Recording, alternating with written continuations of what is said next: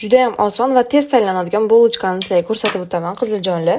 Iliq sutimizga 2 dona tuxumni solib, orqasidan shakarni solib, ozgina aralashtirib olamiz.